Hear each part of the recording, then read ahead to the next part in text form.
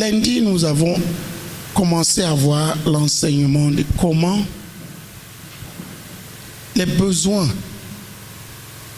de celui qui vient de croire kuwa mbere twatanguye inyigisho zo kubona ingene umuntu yoha uhejeje kwizera ivyo akeneye. Son premier besoin, ikintu ca mbere abakeneye c'est de découvrir kugundura et de connaître no kumenya la bonté de Dieu comme Père, uburyohe bw'Imana nka data, de découvrir son statut d'enfant kagundura bien-aimé de Dieu, indangamuntu yawe y'umwana kundwakaye la bonté w'Imana, de Dieu comme Père, uburyohe bw'Imana nka data, le Père tout-puissant data ashoboye qui vyose, prend soin, yitwararika, qui répond aux besoins. yishura ivyo ukeneye.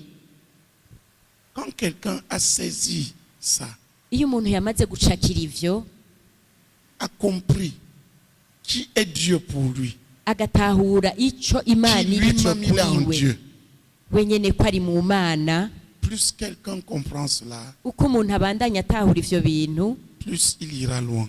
niko ashobora kugera kure. À ce niveau-là, qu'est-ce qu'on fait? Kuri urwo rugero none hakogwa iki? On a fermé la personne dans sa confiance en son Dieu et en ce qu'il a reçu en Dieu. Mu kwizigira rwose Imana yiwe n'ivyo yamaze kuyironkamwo. Ça peut être Yarashobora kuba ari, par la prédication comme la dernière fois, yarashobora kuba biciye mu kuvuga Ça peut ubutumwa bwiza être nk'uko les byabaye choses- ejo bundi, les choses qu'il voit Dieu faire, canke ibintu abona Imana iba iriko irakora.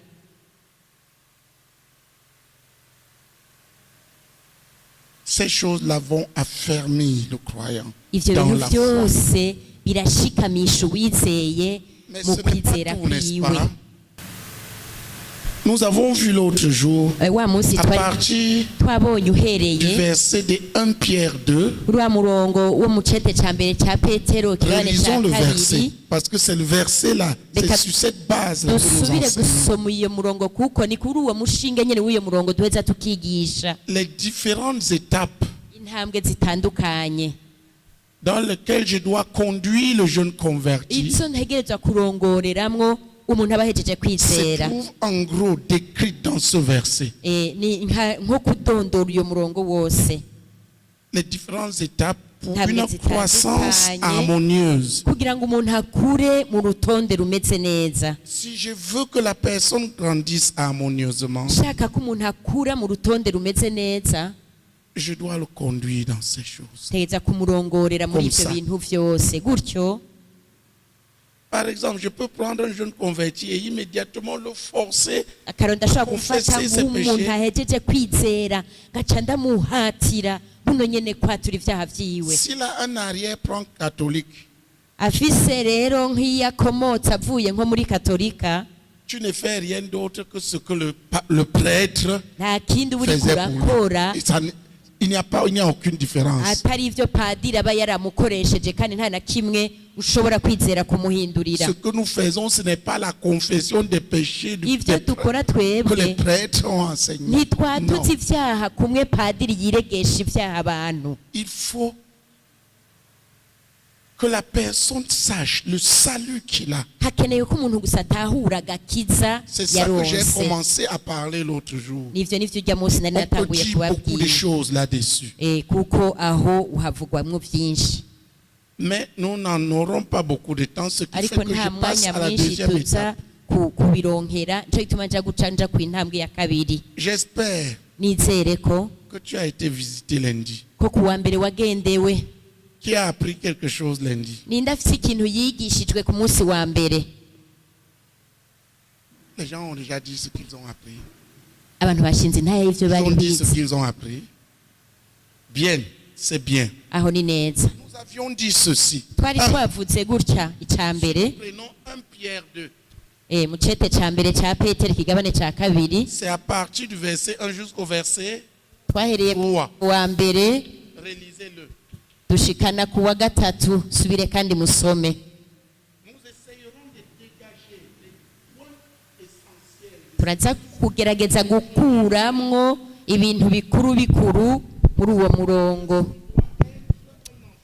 Dieu. ubwa mbere ho umuntu ateza kuba umwana w'Imana, Avoir reçu Jésus. ategeza kuba yarakiriye Yesu,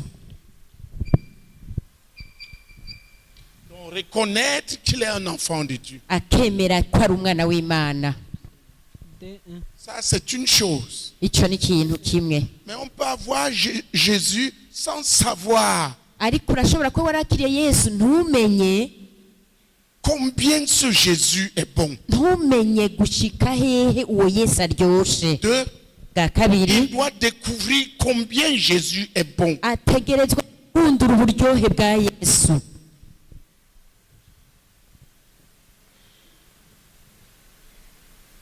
Conduire la personne à découvrir. Ukarongorera uwo muntu kwinjira mu kugundura Voir combien Jésus est bon. ingene Yesu aryoshe.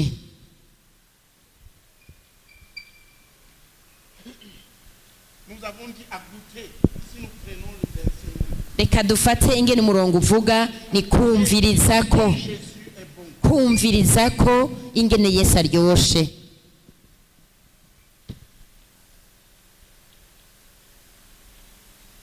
On peut enseigner là-dessus pendant longtemps. Bashaka kuvyigisha ko umwanya muremure.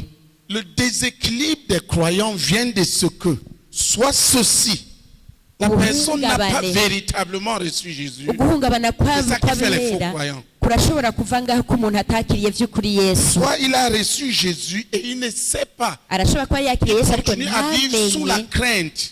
akaguma parce qu'il ne abaye sait pas. hatinya kubera atazi Ce que c'est avoir Jésus. ico bisigura kwakira Yesu. Il ne connaît pas la bonté de ce Dieu. Ntabazi uburyohe bw'Imana, Il ne sait pas ce que signifie la grâce de Dieu. ntazi ico bisigura ubuntu bw'Imana. C'est ça que j'ai commencé un peu à vous montrer l'autre jour. Ni ibintu ivyo Avec nari tous ces natanguye versets. kubabwira wa munsi nishimikije imirongo La yose. troisième chose, Ica gatatu ni ukuvavanura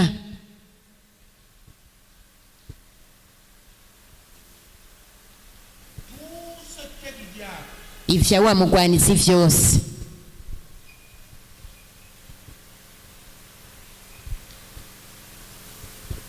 tu peux aussi dire Urashobora no kuvuga uti renoncer, abandonner, kwiyamura, détruire guheba, tout ce gusambura qui est du diable. ibintu vyose.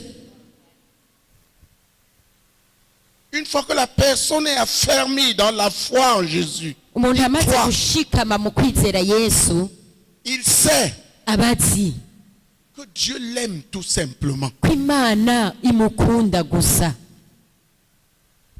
et qu'il n'y a rien qu'il ne peut pas faire pour lui. kandi atana kimwe itabashije Il faut kumukorera. qu'il apprenne, qu'il soit conduit à rejeter Rero uteza kumwigisha et à être délivré ukanya no kubohora tout ce qui est de tout mal. ibibi vyose. Le mal, c'est ce qui vient du diable. Si Ibibi tu vois, navyo de toute malice, ça dit de tout mal. n'amayeri yose n'ibibi vyose, nuvuga ngo ibiva kwa wa mugwanizi Et tout vyose, ce qui a pour source ibintu vyose bifise inkomoko, le diable, umugwanizi, la chair, le kameremere monde. n'isi. Voilà les trois. Voilà la trinité du mal. Nubwo nibwo butatu bw'ikibi, Trois sources essentielles du mal. inkomoko nyamukuru y'ikibi. Oui. Un pied. Et après ceci, Nyuma y'ibi il doit ategerezwa se nourrir kwigaburira, de la parole de Dieu. kwigaburira Imana. Lisez. Nimusome 1 Pierre 2:1. Rejeta donc toute malice et toute rise, la dissimulation, l'envie et toute médisance. Désirez comme des enfants nouveau-nés le lait spirituel et pur, afin que par lui vous croissiez pour le salut. Si vous avez goûté que le Seigneur est bon. Amen. Amen. Ichete cha mbere cha Petero igice cha kabiri guhera ku murongo wa 3 kadusubire mu izina rya Yesu. nuko rero mwiyambure inzigo yose n'ubugunge bwose n'uburyarya n'ishari no kuvuga abandi nabi kose, mumere nk'inzoya zivutse vuba, mwifuze amata y'umutima adafunguye, kugira ngo abakuze abashitse ku gakiza, asangwa mwarayumvirije mukumva yuko umwami wacu agira neza. Amen. Amen. Amen. Regardez, Murabe, il doit, ategerezwa, qu'est-ce qu'il dit ici? ahavuga ngo ngwiki, Hein? Non, là où il parle, il doit avoir faim ategerezwa kuba ashonje, de connaître ashonje kumenya, et d'obéir à de connaître, croire et obéir de plus en plus à la menya parole de no Dieu. kwizera no Avoir faim kumvira de la parole. kwira akagira ijambo inyota Ça, c'est y'ijambo le quatrième ry'Imana. Icyo urugero rwa kane, Apprendre à se nourrir de la parole. akiga kwigaburira ijambo ry'Imana. Il doit désirer Ategerezwa kwifuza comme un enfant nouveau-né nk'umwana w'uruhinja lait pur de la parole de Dieu. gusoma ijambo ry'Imana. Les gens qui aiment Dieu aiment la Abantu parole. bakunda Imana bakunda n'ijambo Je ry'Imana. vois certains d'entre vous qui n'ont pas la Bible. Qui n'a pas la Bible? Ndabona mwe hagati muri mwebwe batagira Bibiliya, ninde adafise Bibiliya? Tu t'es posé le plus grand piège. Aho wowe nyene wiba witeze umutego munini cyane gose, Parce que c'est ça la nourriture de ton esprit. kuko nizo mfungurwa z'impemu yawe. Regarde, tu as Jésus. Raba warakiriye Yesu, J'ai Jésus. jewe nanje ndafise Yesu, Mais la différence entre toi et moi vient d'où? ariko ubudasa buri hagati ya wewe na jewe none bupfa hehe? De ce que moi j'ai beaucoup mangé la parole. Ko na je narariye cyane gose ijambo ry'Imana kukurusha. Qui comprend ça? Ninde atahura ivyo bintu? Écoutez, certains d'entre vous n'ont même pas Bamwe muri une heure pour mwebwe lire la Bible. nta n'isaha imwe J'ai bafite yo cru. gusoma Bibiliya. Je passais 6 heures à Isenzera genoux devant namara la Bible, amasaha atandatu mfukamye imbere y'ijambo criant ry'Imana, à Dieu. Je voulais pas borotera mémoriser. Imana Ça a explosé. gushika naho vyasesekaye. Je méditais 3 fois. Narimbura inshuro zitatu ku Je munsi, suis en train de revenir là-dessus niko maintenant. ndabigarukako mu gihe ca none. Je suis un affamé. Ndi umuntu ashonje. Dis à ton voisin, Bwiriwe mwicaranye, le frère René que tu vois là, Uti- il est là parce qu'il est un mwene affamé de la data parole de Rene Dieu. ubona hajya imbere, ari hajya kubera kuko yafunguye ijambo ry'Imana. Dis-lui ça. Bimubarire, La personne doit amener à désirer. uwo muntu wese kumushikana ku kwifuza Comme un enfant nouveau-né, kwifuza nk'uruhinja, le lait pur. nk'uruyoya, amata atavanze amazi. Il désire apprendre. Akabyifuza cyane rwose, agakurikira inyigisho, Crie à Dieu. Il akabyifuza, s'exerce. akaborogera Imana, akimenyereza. C'est dans cet élan-là que la personne grandit. Ni muri iyo ntambwe nyene umuntu aheza agakuriramwo. Ça, c'est les choses qui participent Ivyo ni ibintu à l'affermissement et à la croissance du jeune croyant. biterera mu gukura no mu gushikama k'umuntu ahejeje kwizera. Donc, Rero certains inversent ça. C'est bamwe possible. barabicurika, C'est-à-dire, il conduit d'abord la personne à rejeter tout ce qui est du diable et ensuite, babanza guhera kubafasha kuvava possible n'umugwanizi, hanyuma ngaha navyo birashoboka, c'est aussi possible. navyo nyene birashoboka.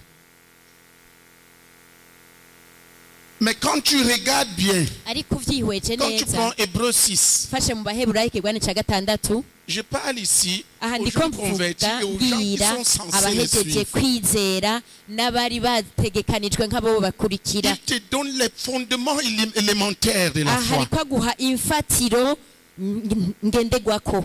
La première chose, Ikintu ca mbere c'est le renoncement aux œuvres mortes. ni ukuvavanura n'ibikorwa Après que la bipfuye. personne a reçu Jésus. Umuntu ahejeje kwakira Donc, il Yesu, place le renoncement là au premier. aca ashira Bon. ku La deuxième ntume chose, ya c'est la mbere, foi en Dieu. kuvavanura bwa C'est-à-dire la kabiri découverte de kwizera combien Dieu est ni bon. ukuvuga ngo kugundura uburyohe bw'imana. Il n'y a pas d'erreur dans ce que nous disons. aho mu byo turiko turavuga nta kwihenda kurimwo. De part et d'autre. Tuvuga impande n'izindi. Donc celui qui commence d'abord par ici, rero uhereye kuri iki cya gatatu c'est possible et permis. navyo Celui qui commence birashoboka, aussi par ici, cyangwa c'est uhereye possible et aha permis. navyo nyene Mais birashoboka. ça, c'est l'autre qui me semble normal. ariko ibi nivyo mbona bisa Les deux, ça va. n'ibi mu rutonde rumeze neza. Ce que nous allons aborder maintenant, rero ivyo tuza kwinjiramwo uyu et munsi ça va continuer à te montrer la bonté de Dieu, kandi biraza kubandanya bikwereka uburyohe bw'Imana, c'est que nuko le diable est vaincu umugwa yaneshejwe et que tu peux en finir. kandi nawe urashobora kuvavanura nawe Partout où il se trouve dans ta vie. ahantu hose aba aherereye mu buzima Mais tu bwawe. dois être déterminé ariko ushobora kuteza kuba waramaramaje à rejeter, kugira ngo uvavanure combattre, et kukagwana être délivré de tout ce qu'il y a du diable dans ta hanyuma vie. ukaba ca wa mugwanizi kiba kiri mu buzima bwawe. Qui comprend? ninde ariko arabitahura? Dieu dit, Imana ivuga ngo, je parle ici maintenant, aha ndiko mvuga hano dans Jean 1, muri Yohana wa mbere murongo wa 12, tous ceux qui l'ont reçu, ngo abamwakiriye bose, à ceux qui croient en son nom, abizeye izina ryiwe bose, Jésus leur a donné le pouvoir. Yesu yarabahaye ububasha Le pouvoir ububasha de devenir enfants de Dieu. bwo guhinduka abana b'Imana En marchant, en utilisant son nom. mu kugenda bakoresha izina rye. Le pouvoir là, c'est quoi? none ubwo bubasha ni iki? Dans Luc 10, c'est 10, 19. Dans Luc muri Luka 10, 19. muri Luka kigabane c'icumi umurongo wa 19 Il te dit à quoi sert ce pouvoir. harakubwira ico ubwo bubasha bugufasha. Écoute, tu as reçu Jésus. mviriza nimba warakiriye Yesu Tu ne l'as pas reçu pour être faible. ntiwamwakiriye ngo ugume ucitse Ni intege pour te soumettre encore aux œuvres de Satan. canke ngo ubandanye ucira bugufi ibikorwa Tu l'as vy'umugwanizi. reçu pour wamwakiriye apprendre à kugira ngo vaincre. wige kunesha. Jésus veut que tu t'entraînes à Yesu ashaka combattre ngo ton wimenyerereze ennemi et à le kurwanya vaincre. umwansi wawe kandi ukongera ukamunesha. Qui comprend? ninde ariko Si arabitahura? tu refuses de le combattre, wanse kumugwanya lui, il va te réduire en esclave de nouveau. we azokugira umuja wiwe, Parce qu'il dit, kuko handika ngo je vous ai donné le pouvoir. guhera abana bahaye ububasha. Dis à ton frère, Dieu t'a donné le iwe pouvoir. mwicaranye uti Imana yaraguhaye ububasha. Demande-lui, est-ce que tu sais que Dieu t'a donné le pouvoir? mubaze uti mbega wari uzi ko Imana yaguhaye ububasha? Peut-être tu te dis que tu attends d'avoir la barbe de Moïse avant de savoir que tu as le pouvoir. bishoboka kuba wirindiriye ko wohava umera ubwanwa nka bumwe bwa Mose imbere yo kugira ubwo Je bubasha. te dis que tu te trompes. ariko ngira nkubwire ko wihenda. Écoutez, frère, mviriza bene data, j'ai expérimenté des choses dès le jour que j'ai cru. je hari ibintu nabayemwo guhera ku munsi wa mbere nizera ko. J'étais un jeune converti niho très nari aimé. nkigikizwa kandi dufise Je umwete. prenais les retraites tous les vendredis soirs. Je misi sortais les yose kuwa dimanches. gatanu nkaca niherera nkasohoka kuwa Mungu. Et on a connu l'erreur de me donner l'assemblée un dimanche de conduire. baca umunsi umwe rero bakora ikosa ntibagiranwa ngo nindongore nanjye Ouais, igikora je cyo ku munsi convertis. w'Imana. bene data niho nari ngikizwa Presque un an. mfise nk'umwaka umwe gusa. Écoutez, mviriza tous ceux qui ont assisté à abantu cette bose réunion, bace j'avais muri oublié. ico gikorane c'uwo munsi C'était du feu. wari umuriro gusa. Je sortais de la présence de nari Dieu. mvuye mu nyonga J'étais un jeune z'Imana. converti. niho nari ngikizwa. Le jeune converti de l'assemblée. nije On nari m'a dit que c'est moi muto qui allais prêcher. mu bakijijwe muri iryo koraniro ryanje. J'ai parlé de David. naravuze ibijanye na Dawidi.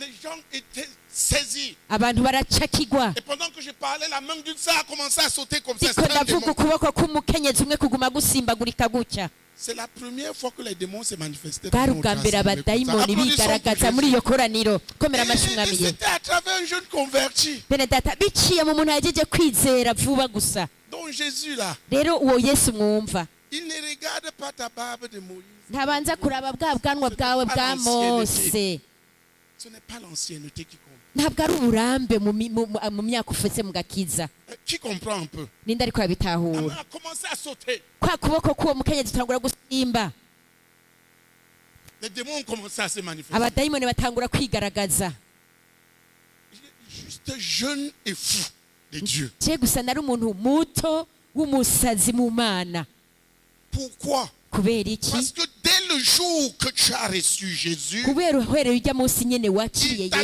donné yesu le pouvoir. yaciye aguha ububasha Demande à ton voisin, est-ce que tu as reçu Jésus? baze bo mwicara uti mbega warakiriye yesu S'il te dit qu'il a reçu, il te dit quand? Il l'a niyakubwira ngo reçu. yego naramwakiriye Demande-lui, c'est important. akubwira itariki yamwakiriye Tu as kuva reçu mwakiriye quand? ryari aguha umwanya itariki yamwakiriyeko Qu'il te dise, akwishure quand est-ce que tu as reçu Jésus? Demande-lui, il doit igihe dire. Sinon, il n'a wamwakira pas encore reçu. uti hari ryari atari uko naramwakira Quand est-ce que tu as reçu Jésus? mbega wamwakiriye ryari Il t'a déjà dit. yakwishuye Quand as-tu reçu Jésus? wakiriye yesu ryari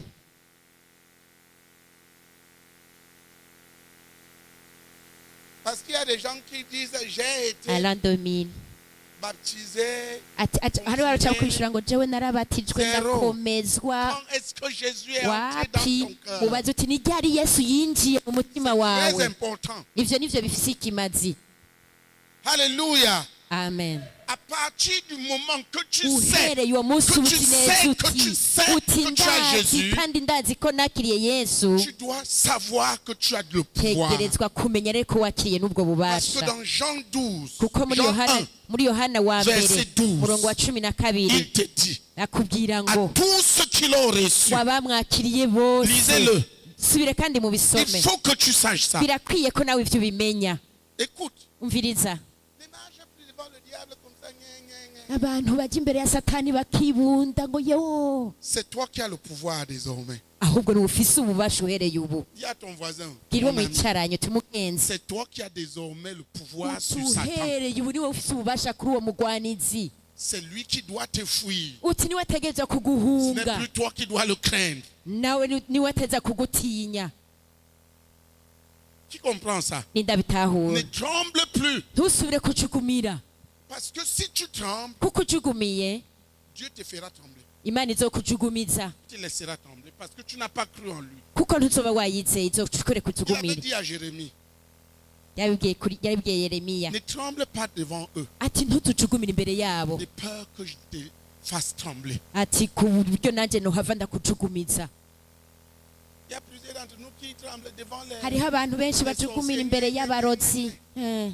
Et Dieu dit, ok, Imana ayez le ikavuga ati, tremblement. ah, Et l'esprit sawa. de tremblement les habite. jugumira ahubwo rwose imbere yabo Moi, je suis comme une pierre. cyemeze nk'urutare Tu tapes zéro. ukubise ubusa Même le cri ne sort pas. n'ijwi ntirisohoka Parce que je sais kuko mba nzi que je sais ko nzi qu'à la fin, ko nyuma ya c'est byose mon Dieu qui vaincra. n'imana nizonesha Qui comprend ça? La nindabitahura victoire est à moi. iyi ntsinzi iri muri jewe Je ne crains pas. sintinya namba Et Dieu dit, kandi imana ivuga ngo ne crains point, ntimutinye petit troupeau, mw'abana bato mwe car ton Père a vu bon de kuko te donner so le règne, le byaramuhimbaye royaume, la kuguha domination. inganji Sortez le verset. ubwami Tout ça se trouve ici. Ivyo Quand byose je cite birimo. ces versets, c'est pour vous encourager. C'est ici, là. iyo ndabahaye iyo mirongo ni kugira ngo ndabatera intege ivyo biri C'est ngaha ici. biri ngaha Il dit, ne crains point, ngo ntiutinye ukundi petit troupeau. Wa Cherchez-moi le verset en question. ndonderera uyo murongo bwoko buto Ne crains point, ntimutinye petit troupeau. bwoko buto Dis à ton voisin, bibwira uwo mwegeranye le verset. Ne dis pas, yo, moi je viens seulement de croire. ntumbwire ngo yo ngo je niho ncizera Dieu te dit, ne crains point, petit mani agneau. kubwiye ngo ntutinye mwana muto Car kuko ton Père céleste a vu bon de te iso wo mu donner ijuru le royaume, byaramuhimbaye c'est-à-dire le kuguha règne, la ubwami domination. ni ukuvuga inganji no kuganza Tu es un roi. uri umwami avec Christ. uganzanya na kristo. Ne crains pas. Ntutinye. Écris au deuxième niveau là. Vyandike hajya ku rugero rugira kabiri. Dis à ton frère, frère, ne crains pas. Kiriho mwicaranye tumwene data ntusubire gutinya. Ne crains pas. Ntusubire gutinya. Ne tremble pas. Ntusubire kujugumira. Pour que Dieu ne te fasse trembler. Kugira ngo Imana nayo ntihave igujugumiza. Ne crains point. Ntusubire gutinya. Petit troupeau. Wa bana batomwe. S'il avait dit, Iyo aza kuvuga ne ngo crains point, grosse ati vache. ntimutinye wa nka nini we. Peut-être que tu dirais, moi je ne suis pas aussi gros que la vache. Uhava uvuga uti jewe buriya sindi munini nk'iyo nka ivugwa. Il a dit, ne crains point, Yavuze petit, ngo ntutinye troupeau, le petit agneau là. bana bato Ne wa crains pas. mwagazi we. Ntutinye Parce que Dieu t'a donné le règne. kuko Imana yaraguhaye inganji. Il t'a donné la domination. Imana yaraguhaye Il t'a kuganza. donné le pouvoir de vaincre. Ububasha bwo Il kunesha. t'a donné le pouvoir de dominer. Yaguhaye ububasha bwo kuganza. Mais si tu ne vois pas ça, Ariko ibyo utabibona uko tu continueras à marcher comme si c'est tubandanye les démons ugenda qui nk'uko sont umengo très forts. n'abadayimoni aribo bakomeye Et tu seras vaincu. kandi uzoca uneshwa. Revenons ici. Reka tugaruke hajya ku ka kabiri Lisez. dusome Jean 1, verset 12. Yohana wa mbere murongo wa 12. Jean 1, verset 12. Mais à tous ceux qui l'ont reçu, à ceux qui croient à son nom, il a donné le pouvoir de devenir enfants de Dieu, lesquels sont nés. Oui, ça va. yohani igice cya mbere umurongo wa 12 havuzwe izina rya yesu. Ariko abamwakiriye bose yabahaye ububasha bwo gucika abana nibo bizeye izina ryiwe. Amen. Amen. Amen. Il leur a donné quoi? Mbega yabahaye iki? Dis-le Ububasha. encore. Il leur a donné quoi? Bisubiremwo, mbega yabahaye iki? Le pouvoir. Ububasha. Dis à ton frère, tu as le pouvoir. Bwira uwo mwigeranye turafise ububasha. Voilà ce que Dieu t'a donné. Nivyo nivyo Imana yaguhaye. À quoi sert ce pouvoir? None ubwo bubasha nubwo gukora iki? Et il t'a donné le pouvoir pourquoi? Mbega Imana yaguhaye ububasha bwo kugira iki? Pourquoi t'a-t-il donné le pouvoir? Kubera iki yaguhaye ubwo bubasha? Parce que si tu ne comprends pas, Kuko utabitahuye tu vas laisser le diable te dominer, uzoca ureka satani te akuganze transformer en un démon. aguhindura umudayimoni. Pourquoi il a donné le pouvoir? Kubera iki none yaguhaye ububasha? Lui-même il donne pourquoi? La première raison Impamvu ya mbere est que tu domines. ni ukuganza. Luc 10, Luka ikigabane c'icumi verset 19. umurongo wa 19. Luc 10, Luka ikigabane ca 10 verset 19. umurongo wa 19. Tu peux vaincre. Tu peux Urashobora. vaincre la méchanceté de ton cœur, Urashobora les kunesha ububisha démons qui sont bw'umutima entrés en wawe toi à travers ces pratiques méchantes. n'abansi binjiye mu bugingo bwawe biciye mu bikorwa by'ububisha bwawe. Tu peux vaincre les péchés de ta vie. Urashobora kunesha ibyaha Et les biri mu démons buzima qui sont bwawe entrés dans ta vie à cause de ces péchés. n'abadayimoni binjiye mu buzima bwawe kubera Tu peux ibyaha. vaincre Urashobora kunesha tes faiblesses, intege nke zawe, les distorsions que le passé a laissées sur toi. ukononekara kahise kasize muri Et wewe, chasser les démons hanyuma ukirukana qui sont entrés abadayimoni dans ta vie binjiye mu buzima à cause de bwawe ces choses. kubera ivyo bintu vyose. Tu peux vaincre Urashobora kunesha le fait que tu es né d'une famille sorcière kubona wavutse mu muryango w'abarozi,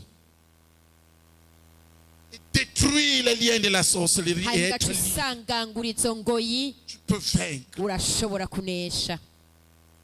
Tu n'as même pas le choix. Soit tu vaincs, Nta n'ikindi uhitamwo kimwe, tu vas vaincre, uranesha soit c'est ça qui va te vaincre. kandi utabinesheje nivyo biheza bikakunesha. Parce que ici, il ne donne pas le choix. Kuko aha Il t'a donné le pouvoir nta pour que kundi tu marches guhitamwo, Imana iguha sur ububasha tes kugira ennemis, ngo pas pour que tu te kandagira soumettes. Tu abansi choisis de te bawe, soumettre, atari kugira ngo ubacire le diable bugufi. va te soumettre. Uhisemwo kubacira bugufi, satani aca kunesha. Alléluia. Amen. Lisez le verset. nimusomere uwo murongo. Vous êtes donné le pouvoir de marcher sur les serpents et sur les scorpions et toute la puissance de l'ennemi. Et rien ne pourra vous nuire. kubera ko ugumye wicaye soma bibiliya, musange kugira ngo musangire bibiliya yawe. Tuje hano abahejeje kwizera badafite bibiliya begere mubafashe gusoma, kuko badasomye bibiliya bazokwicwa n'inzara. Où est ta Bible? Bibiliya yawe iri hehe? Il faut acheter la Bible. Birakwiye kugura bibiliya. Achetez la Bible. Gure bibiliya. Et soyez sensibles en donnant les Bibles aux gens et restez là pour les aider à découvrir ça. Nimugume mugavye kugira ngo Pas que vous mubahe restez chacun bibiliya de son côté, mubafashe. chacun mange lui-même. Il ne pense pas aux jeunes Ko mugumanye convertis. bibiliya byanyu umwe wese arifungurira ntanegwe inzara y'uwundi muntu. Alléluia. Amen. Quand tu prends un jeune converti, c'est pour le conduire. Iyo ufashe umuntu ahejeje rero kwizera no murongo Il a reçu Jésus très bien. yarakiriye Yesu ni neza. Il faut qu'il découvre l'amour Birakwiye rero ko de abona Dieu qui est urukundo devenu son Père. Imana Et yahindutse qu'il soit se, rassuré de ce que hanyuma agashira amanga kubona Dieu va le consoler. Imana izohava imwirura, Dieu va le consoler. ko Imana izomwirura. Ce qui n'est pas parti aujourd'hui, ce que Dieu n'enlève pas aujourd'hui, il va Imana enlever demain. idakuyeho Ce qu'il ne ubu fait pas irabikura aujourd'hui, il va le hejo, faire demain. kidakoze uyu munsi ikabikora n'ejo. C'est un problème de temps. Ingorane gusa y'umwanya. Nous devons avoir cette confiance en Dieu. Akaba afise ivyo vyizigiro mu mutima wiwe, Et ayant bâti cette conscience, kandi amaze gushiraho je ivyo dois conduire la vyizigiro personne à rejeter tout ucurongora ce qui est du umuntu diable. kupfapanwa n'ibintu vyose vya wa mugwanizi, Tout ce qui est du diable et à le ibintu vyose détruire. vya wa mugwanizi hama mukabisambura. Ça, c'est une étape très importante. Tu Iyo ni rates ça, intambwe tu ikomeye seras un faux croyant. cyane. Ivyo utabiciye ko uca uba wizeye atari we, Tu ne vivras pas la vie spirituelle. ntuzobaho mu buzima bwo mu buryo bw'impwemu. Tu diras des choses et ta vie dira le contraire. Uzovuga ibintu ubuzima bwawe nabwe buvuga ibihushane bwavyo. Alléluia. Amen. Oui. Luc 10, verset 19. Voici, je vous ai donné le pouvoir de marcher sur les serpents et sur les scorpions. Et sur toute la puissance de l'ennemi. Et rien ne pourra vous nuire. Amen. asha bwo gukandagira inzoka na sikorupiyo, nubwo kunesha ubushobozi bwa wa mwasi bwose, kandi nta kintu kizogira icyo kibagira na gatoya. Amen. Amen. Tu as entendu. Wavyumvise. Dis-le à ton frère. Bibwira uwo mwicaranye Frère, uti mwene data, Dieu t'a donné le pouvoir uti Imana yaraguhaye ububasha de marcher sur les serpents, sur les scorpions, bwo sur toute gukandagira la puissance de inzoka Satan. na sikorupiyo Et n'ubushobozi rien bwa ne w'amazi pourra te bwose, nuire. kandi nta na kimwe kizogira iko kigwize na Rien, gatoyi, rien. na kimwe.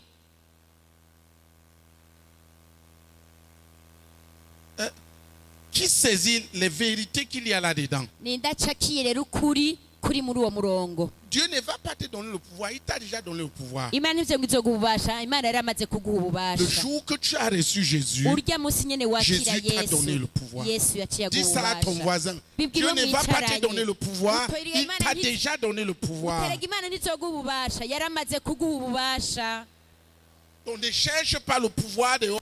Rero Le pouvoir est ntuzironderere en ububasha toi. hanze, ububasha buri muri wewe, Parce que Jésus est en toi. kuko Yesu nawe ari muri wewe. Le pouvoir est dans le nom de Jésus qui est en toi. Uti ubwo bubasha buri muri uwo Yesu ari muri wewe.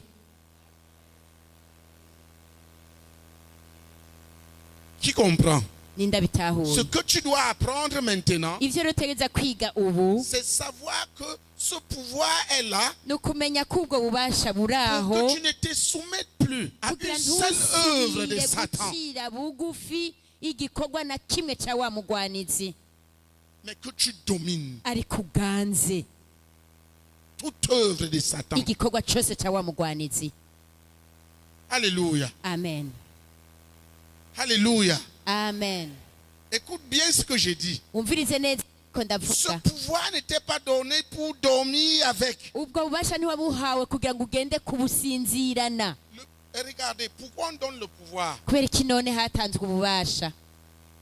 C'est pour juger l'ennemi. kugira ngo ucire urubanza Tout umugwanitsi. pouvoir a le but, ububasha premièrement, bwose de bufise réduire l'ennemi au intumbero silence. yo kugira umwansi ubusa. Qui comprend ça? N'indabitahura. Exerce le pouvoir. Koresha rero ubwo bubasha. La première chose que tu dois apprendre ici, c'est Ikintu cya mbere d'exercer le wokwiga pouvoir ni ugukoresha ubwo bubasha que Dieu t'a donné. ubwo Imana yaguhaye. La question c'est, Ikibazo ariko, ce pouvoir-là, mbega ubwo bubasha tu vas l'exercer contre qui? uzobukoresha urwanya nde? Alléluia. Nous allons te donner maintenant ubu rero tugira tuguhe les ennemis que tu dois dominer. bansi utegerezwa kuganza. Je voudrais que vous notiez aussi qu'ici Dieu dit nagira kandi aba que le Fils murabe de ngahako Dieu est venu ko umwana w'Imana yaje pour détruire les œuvres de Satan. kugira ngo asangangure ibikorwa vya wa Sortez-moi ça, mugwanizi. c'est 1 Jean 3. Ni muri Yohana 3. Le Fils de Dieu n'est pas venu dans w'Imana ton cœur. ntiyaje mu mutima Croiser wawe ses bras. hanyuma ngo arere amaboko. À ton voisin, est-ce que le Fils de Dieu est en toi ou pas? bazi uwo mwicanyi mbega umwana w'Imana ari muri wewe canke ntawe uriyo? Il est venu là pour faire quoi? none yaje kukora iki? Pour que tu continues à être soumis au péché, au kugira ngo diable. ubandanye ucira Non. bugufi ivyaha n'umugwanizi wo Il est yaha. venu en toi. Yaje muri Première wewe chose, bwa mbere détruire tout ce qui est du diable. kugira ngo asangangure ikintu cyose cya wa mugwanizi, Toute œuvre de Satan. igikorwa cyose cya wa mugwanizi Les agisambure. gens expliquent pourquoi ils sont méchants. abantu baguma basigura igituma ari inkozi Ils z'ibibi, expliquent pourquoi ils se mettent en colère. Au lieu bagashavura de combattre cela, aho kubigwanya, ils expliquent pourquoi ils font des bêtises. bagasigura igituma Au lieu de bakora se ibigugu, repentir et réduire ça à néant. kwihana no kubigira ubusa. Ils fonctionnent. Ils font comme s'ils n'avaient pas de pouvoir. bakora nk'aho umengo nta bubasha Évidemment. bahawe, kandi noneho Évidemment, nuko ils sont nyene réduits à l'esclavage. baca bahinduka baja, Parce que chacun kuko est umuntu esclave de wese ce qui a dominé sur lui. ajakarira ikintu cyose camuganje. Le premier domaine d'exercice du pouvoir que Dieu t'a donné, igisata cya mbere wogerageza c'est gukoreshereza la nk'ububasha destruction des œuvres de ni Satan au nom de ugusangangura Jésus. ibikorwa vya wa mugwanitsi mu izina rya Yesu. Lisez le verset. Dusoma Jésus est en toi. Il est venu faire quoi? ari muri wewe yaje gukora iki? Il n'est pas venu pour que si tu étais un voleur, tu continues à voler allègrement. ntiyaje muri kugira ngo nimba Mais wari pour umusuma détruire le vol. ubandanye uri C'est ce que umusuma. nous allons commencer à oya faire kwa tout kugira à ngo l'heure. usambure ubwo busuma nivyo tuca dukora mu kanya. Aujourd'hui, nous allons commencer à démolir. uyu munsi turaza gutangura gusambura. Je vous explique premièrement ce qu'on mbanza va faire. kubasigurira ivyo tuza gukora. Dis à ton voisin, frère, ne t'en fais pas.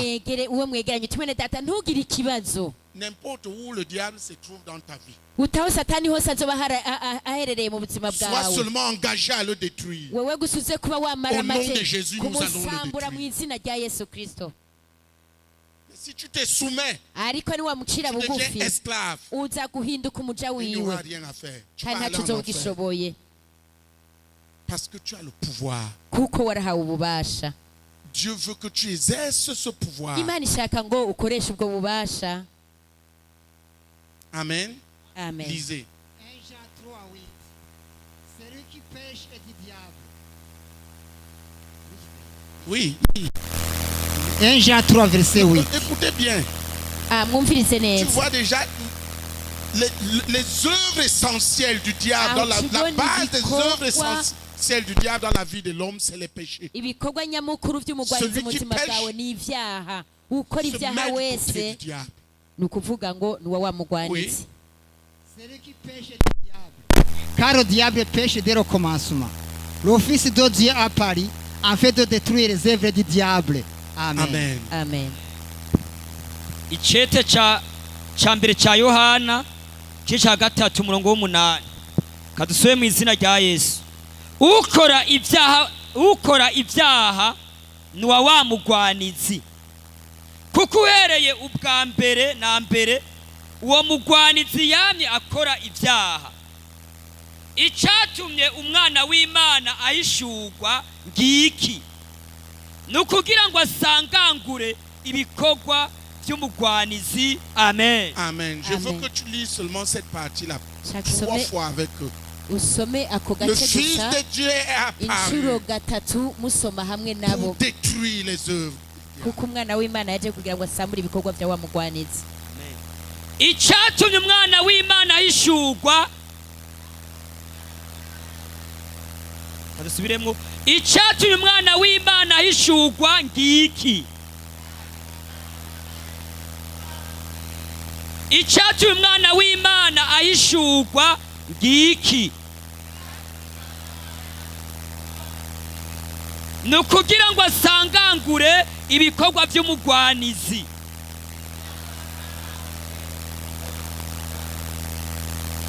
Icyatumye umwana w'Imana ahishurwa iki, ni ukugira ngo asangangure ibikorwa by'umugwanizi. Icyatumye umwana w'Imana ahishurwa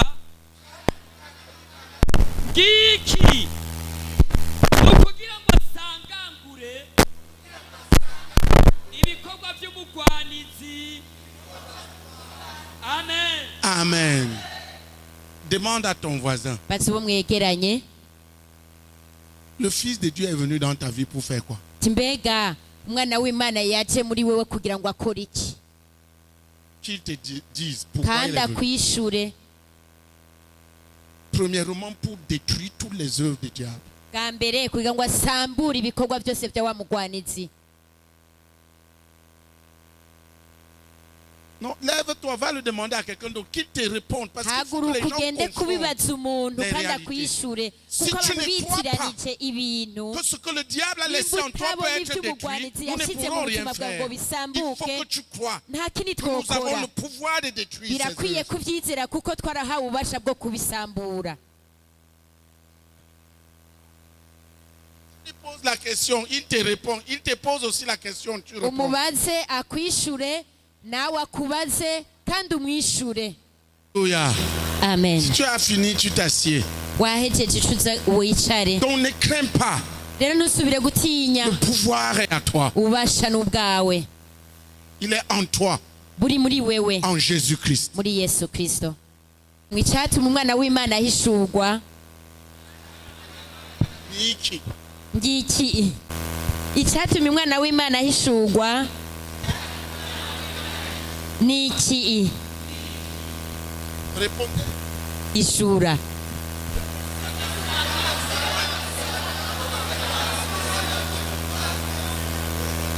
Wabitahuye, Alors c'est le diable qui doit fuir. aho ni Satani ateza guhunga. Mais Ariko si tu décides de te soumettre, ufashe alors ingingo que Dieu yo t'a donné guca le pouvoir, bugufi kandi Imana yaraguhaye alors il ububasha, n'y a plus rien à faire. aho ntaco umuntu yobasha kugufasha.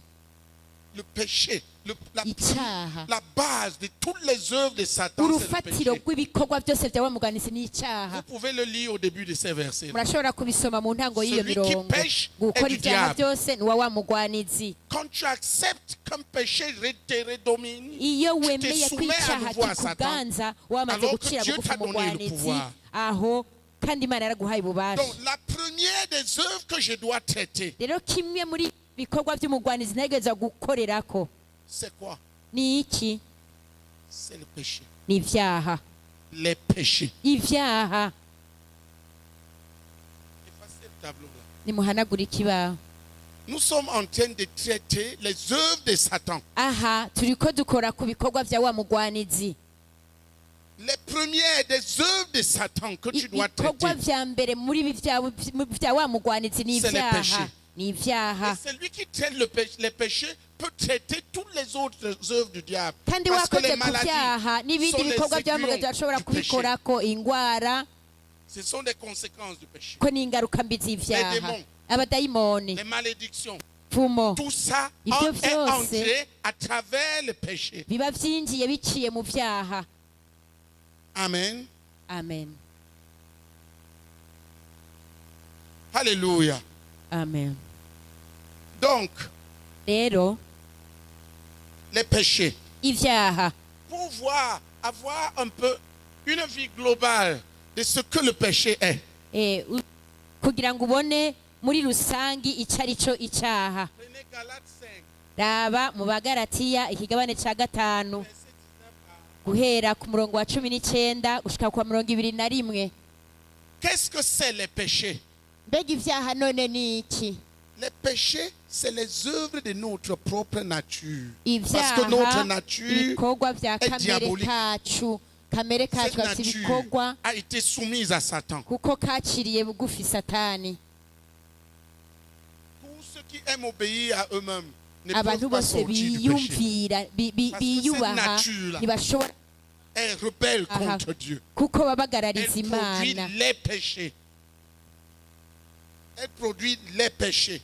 bamugwamwo ibyaha. La Bible les appelle les œuvres de la chair. Bibiliya ibyita ngo ibikorwa bya kamere, C'est-à-dire les œuvres de ta propre nature pécheresse. ibikorwa bya kamere kawe Tu gakora dois les ibyaha faire taire. uteze kugacecekesha. Laisse t'envahir, les démons vont t'envahir. Les ukeretse malédictions vont kakakunyoha t'envahir. Les maladies vont ibyaha t'envahir. birakwinjirana, abadayimoni bakakwinjirana, ingwara zikakwinjirana. Qui comprend? Ninda bitahura. Dieu t'a pardonné. Imana yaraguhariye, Il t'a donné le pouvoir. yaraguhaye ububasha, Il dit combat avec moi ces choses. ikikubwira urwanye turi hamwe ivyo bintu byose.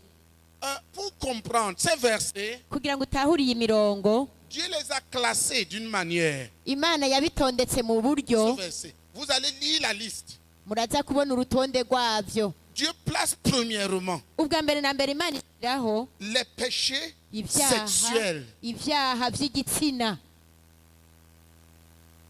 Les péchés sexuels. ibyaha by'igitsina C'est la porte d'entrée royale ni wo muryango nyamukuru de Satan wa satani dans les vies des gens. mu buzima bw'abantu.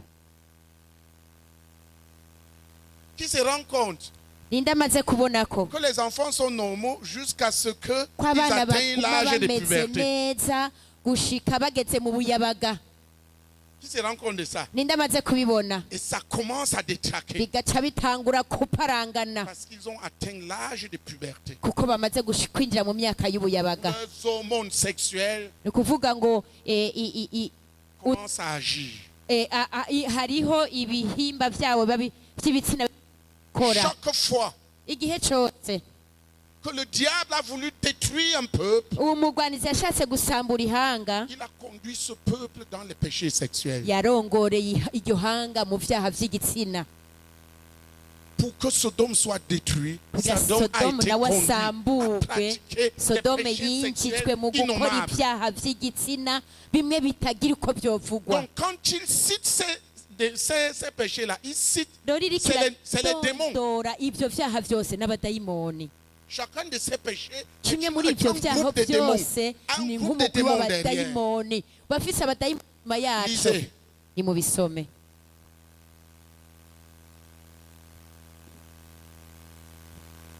Nous allons les classer par groupe. Turaza kubitondeka mu migwi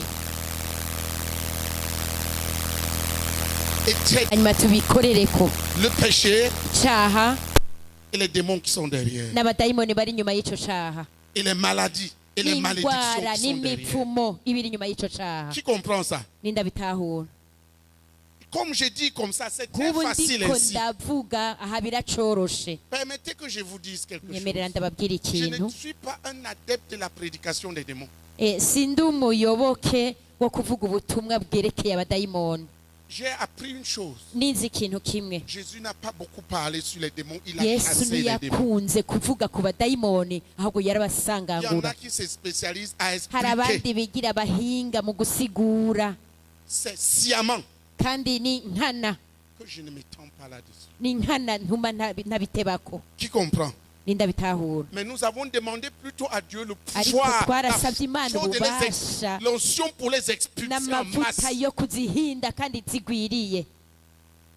Un monsieur, une sœur est venue me dire un jour qu'on Harimo- leur a enseigné qu'il y a les umukenyezi démons umwe rouges yaraje et qu'il y a les kumbwira démons ngo verts. habaho abadayimoni batukura n'abadayimoni b'urwatsi rutoto Je l'écoutais et j'étais juste embêté. ariko ndamwumviriza numva mbangamiwe Mais cyane comme je devais écouter, le pasteur doit écouter toutes les umwungeri bêtises qu'on ategereza raconte. kumviriza ibijuju byose boza Et je kumuganirira lui ai posé la question. Et toi, ahejeje ndamubaza nti weho on t'a dit que tu as le démon de quelle weho couleur? bakubwiye ko ufise abadayimoni basa gute Et je lui ai dit, va dire à ce monsieur ca ndamutuma ntigenda ubwire uwo mugabo que yakubwiye Dieu ibyo a dit de chasser les démons. uti imana Il yavuze n'a ngo pas twirukane demandé de abadayimoni prêcher les imana couleurs des démons. ntiyadusabye ngo twigishe S'il ne peut pas amarangi les chasser, y'abadayimoni qu'il se taise, adashoboye qu'il apprenne. kubirukana naceceke Comprends? ninde ariko arabitahura Note, wandike la foi neza par laquelle la ukwizera mort est entrée dans le monde. urupfu rwinjiranye C'est quoi? mu isi La mort, c'est la puissance de Satan. urupfu n'ubushobozi bwa wa C'est quoi? mugwanizi ni iki Hein? Le péché. ni icyaha C'est Romains 5 ou 6. ndabaroma Il dit, le péché est entré dans le monde icyaha cyarinjiye mu isi et à travers le péché, kandi la biciye mu mort. cyaha urupfu ruba La mort, rurinjiye là, c'est la puissance de Satan. ubwo rupfu ni ubushobozi puissance bwa de wa destruction. mugwanizi ubushobozi bwo gusangangurana Et ainsi, la mort a régné sur tous gutyo les rero hommes. urupfu rwaciye Parce que ruganza ku tous bantu ont bose péché. kuko abantu bakoze ibyaha Qui comprend ça? ninde abitahura La mort a régné sur tous les hommes. urupfu rwaganje Parce que abantu tous les bose hommes ont kuko péché. abantu bose barakoze ibyaha Si tu aimes le péché, ukunda icyaha aime aussi les démons. ukunde n'abadayimoni Ils vont bien te tabasser. bazogukubita Aime aussi les malédictions. ukunde n'imivumo Tu vas bien échouer. iyo uzonanirwa bigaragare Aime aussi les sorciers. Ils vont bien te manger. uzi ukunde n'abarozi bazoguhekenya sawa sawa Si tu aimes Dieu, fuis les démons. ukunda imana Sois libéré. hunga abadayimoni uca ubuhoka Nous sommes disponibles turiteguye pour aider chaque croyant à en finir gufasha uwizeye wese kuvavanura avec ces choses. n'ivyo bintu Mais vyose chacun doit le désirer, être engagé ariko à en umuntu wese finir nawe ateza avec le diable. kuvyifuza Et ses œuvres. akongera akamara amaze kuvavanura navyo Oui, lisez. nimusome 25, verset 19 jusqu'à 20. Oh, les œuvres de la chair sont manifestées. Ce sont l'impudicité, l'impureté. En haut. Plus en haut. Au-dessus des Galates. Oui. Allez-y. Oh, les œuvres de la chair sont manifestées. Ce sont l'impudicité, l'impureté, la dissolution, Notez. cyandike Le premier péché, c'est quoi? mwumvise icyaha cya mbere l'impudicité, Mhm. ubushakanyi Voilà. Dis ubushakani. subiramo namwe tuti ubushakanyi Quand tu pratiques ubushakani, iyo ugendeye mu bushakanyi sache que tu as ouvert la porte. au umenye ko diable. wamaze Attends, kugurura attends. umuryango w'umugwanizi Tu comprends ça? ninde abitahura Regardez, le premier péché est sexuel. icyaha Le cya mbere deuxième est mwumvise sexuel. ni Le troisième est icy'igitsina sexuel. icya gatatu ni icy'igitsina Il a dit l'impudicité. yatanguye ku bushakanyi Un. ubwa mbere Prenons le premier groupe des démons. turafashe umugwi wa mbere w'abadayimoni Le premier groupe d'entrée des malédictions. umugwi wa mbere w'imiryango w'imivumo Des démons. n'abadayimoni C'est les péchés sexuels. ni ibyaha by'igitsina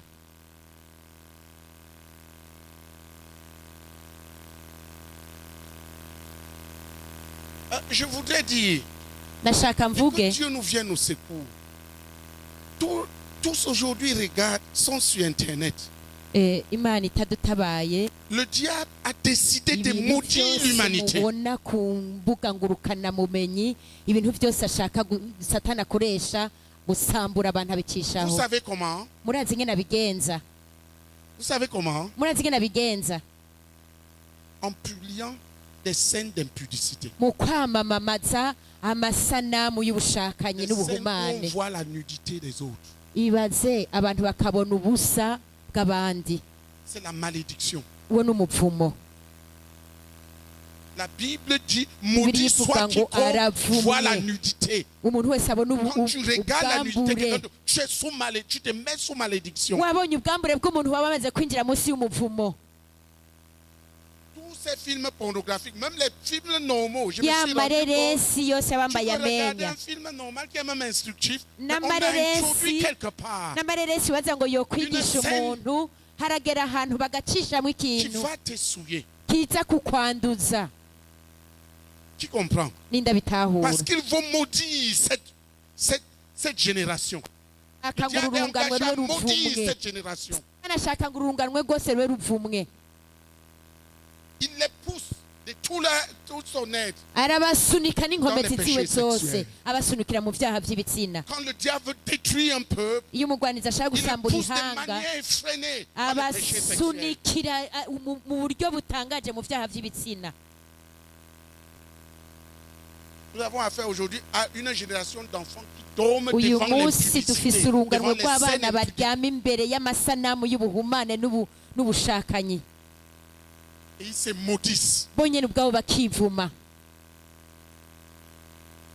Tu as déjà vu, maudit soit quiconque voit la ndamaze nudité. gusoma ahantu Tu as déjà lu ça dans la Bible. handitse mubona ubwambure C'est bw'umuntu écrit. n'indabona Lisez vos biranditse Bibles. Deutéronome. mu guswe Tu arrives là.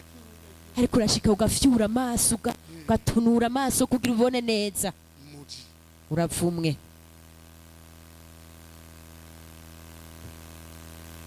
Il pousse l'humanité.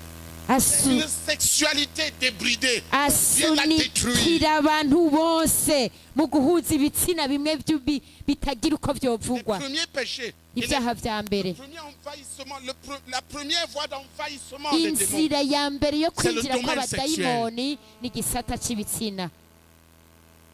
C'est le domaine sexuel. Ni igitsina. Ici, premièrement, Rero ubwa mbere na mbere nous prenons les péchés sexuels. dufashe ibyaha La première chose vy'igitsina. qu'il cite, c'est l'impudicité. Muri ivyo rero ica mbere kivugwa ni ubushakanyi, Oui, impureté, bihumanya, les impuretés. ibihumanya. Je vais expliquer. Vous allez Ndaza voir que dans kubasigurira. l'impureté, là, il y a beaucoup de choses. Aha mu bihumanya muza gusanga hari ibintu vyinshi cane, la dissolution, ivy'isoni nke. Ça veut dire quoi en Kirundi?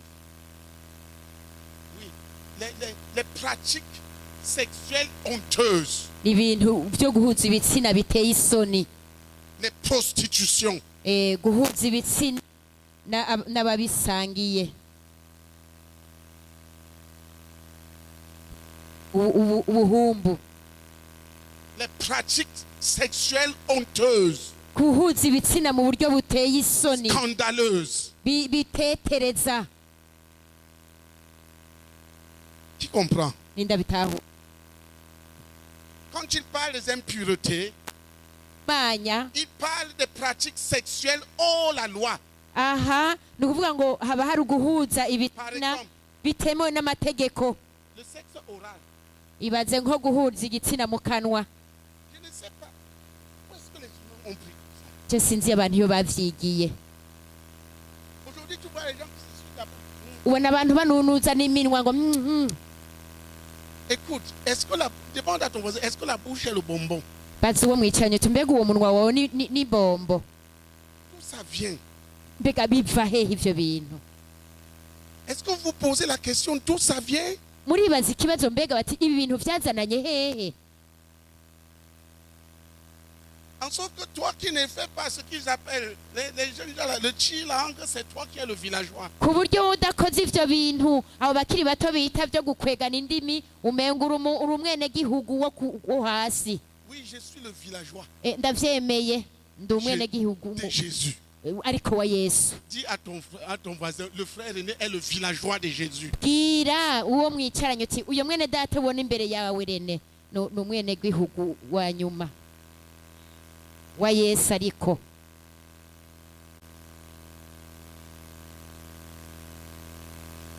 Pourquoi tu veux sucer la langue de quelqu'un? La langue de quelqu'un, c'est le bonbon. Mbega kwereka ushaka Va dans la kununuza ururimi boutique, achète les rw'umuntu. bonbons, suce-les. Ururimi rw'umuntu n'imbombo. Et ils ont sucé la langue jusqu'à ils sont fatigués. Maintenant, baranunuza indimi z'abantu Le bakaruha sexe. bakaca C'est ça, n'ivyo la débilité. guta umutwe La débilité. guta umutwe Avec une humanité pareille, rien, il n'y aura rien de bon ufise fait dans abantu cette nk'abo terre. nta cyiza na produire de la kimwe débilité. ushobora Ils n'ont pas le kubabonamo temps de réfléchir aux choses importantes. nta mwanya bazoronka wo kwiyumvira ibintu bifise akamaro Je veux les enfants que vous compreniez ça. jewe ndashaka abana muri ngaha ngo Débile. ivyo bintu mubitahure Tu peux aussi te sauver de ça. urashobora no kwikiza ivyo bintu bikakurengana Les impuretés parlent des pratiques sexuelles hors la loi. ivy'isoni nke Condamne. ni ibintu bitari mu mategeko amategeko adategekanya n'imana icira ku iteka Prends tout ce que tu connais. ufata bijya bintu byose wowe uzi La sodomie, ivy'isodomu c'est-à-dire les actes sexuels par le canal anal. ni ukuvuga ngo abantu bahuza ibitsina bacishije inyuma Le quoi? La masturbation, kwishusha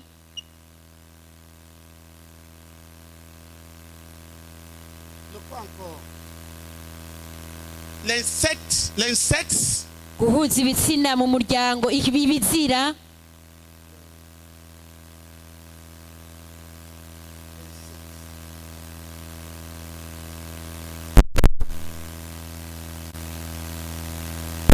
l'inceste, ibizira les relations sexuelles entre les gens de même famille. ibaza abantu basangiye amaraso bagahuza ibitsina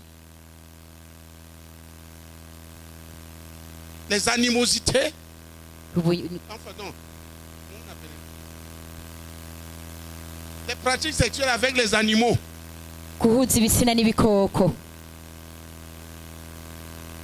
Les zoophilies. guhuza ibitsina n'ibikoko urabizi mugeni ugabe Écoute, mviriza ces choses ont un pouvoir. ibyo bintu byose bifite Tu es en ububasha train de tomber là-dessus. Bats-toi et uri sors de là. kurabigwamwo wite ku rutare Tu te ubivemo soumets. hanyuma ntusubire guca kubicira Ça va te bugufi détruire. atari uko bizogusambura Tu vas détruire ta vie. bizosambura ubuzima bwawe Parce que c'est les portes ouvertes aux démons. kuko ni imiryango iba yugururiwe abadayimoni Et il y a encore quoi? ni iki kandi La zoophilie. guhuza ibitsina n'ibikoko Regardez, frère. raba bene data Aujourd'hui, uyu munsi les femmes se font payer pour coucher avec les chiens. ibi- On les aba- paye beaucoup d'argent. abakenyezi Il y a beaucoup baryamana d'Africaines n'imbwa qui s'en vont à Dubaï là pour avoir barya la abanyafurika bagenda i dubayi kurondera amafaranga On les filme. On les filme.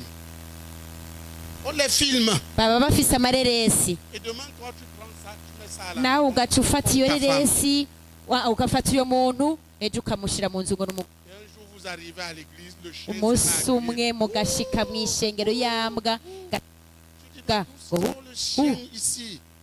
aha hariho imbwa Écoute, mviriza que tu aies fait ces choses ou pas, nimba warabikoze ibintu cyangwa nous t'apportons une bonne utabikoze nouvelle. turakuzaniye Jésus inkuru peut te nziza délivrer. yesu arashobora Il t'a donné le kukubohora pouvoir pour kuko ça. yaraguhaye ububasha Dis amen. kubw'ibyo. nawe uti amen Ne fais pas semblant. ntiwigirishe Affronte-les. hangana navyo Le défaut des croyants, icyo bwayira c'est bizera de chercher à accuser les autres comme c'est eux nuko qui font, barondera alors que lui-même il kwagiriza fait, abandi il bano cache. babikora nabo C'est là où babikora les croyants bakabinyegeza zera akaba arapfuye Parce qu'ils cachent au lieu de kuko dénoncer barabihisha aho kuvyemanga pour être délivrés. kugira babohoke Le péché caché est celui qui va te tuer. icyaha unyegeza nicyo Dis kizokwica ça à ton voisin. bibwira uwo mwicaranye Le péché que tu caches uti icyo cyaha uri kuranyegeza est celui qui va te tuer. nicyo kizokwica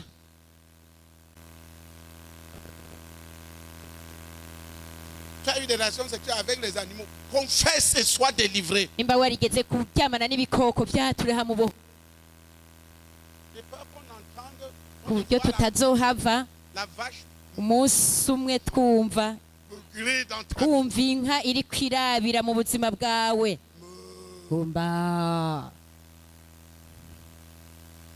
Voilà les réalités. nuko niko ibintu biri Nous avons dit la zoophilie, on a encore dit quoi? twavuze kuhuza ibitsina n'ibikoko ikindi ni igiki Le sexe oral.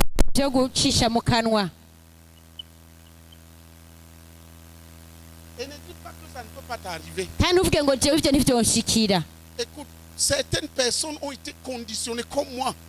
abantu nkanje J'ai été conditionné à ces choses dès le plus bas âge. kuva nkifise imyaka C'est pas que je le voulais. mike barabincishijemwo sinarinzi n'ivyo ndiko ndakora Un jeune homme a amené les... À ce umugabo moment-là, ce n'était pas les films, il n'y en Film avait pas. yazanye- C'était un livre de Playboy. amareresi ntiyari bwabeho ariko kari nk'akantu Et ko ça a gukina détraqué ariko byarononye mon mental. mu bwonko bwanje Dès que j'ai cru, j'ai traité tout maze cela, kwizera c'était ibyo fini. byose naciye Mais au fur et à ndabitunganya mesure que j'ai commencé à ariko monter, uko nabandanije nduga quand certaines choses sont posées, ça a ibintu bimwe ubishyizeho ibindi bica bijya il ahabona fallait que je combatte. byategerezwa Donc ne dis basaba pas, ko ça ne peut pas ndabigwanya t'arriver. Tu n'es qu'un homme rero ntuvuge ngo ntibyonshikira uri umuntu qui comprend ce que je suis en ninde train de ariko dire. aravuga atahura ibyo ndiko ndavuga Tu peux dire, c'est parce que je ne suis pas marié, c'est Achava non, ngo- ce n'est pas parce que tu n'es pas marié. urashobora kuvuga ngo nukwera ntararongorwa cyangwa Parce que j'ai des ntararongorwa problèmes. Non. oya Dieu t'a donné le pouvoir de imana dominer. yaraguhaye ububasha bwo gusambura ibyo byose Domine.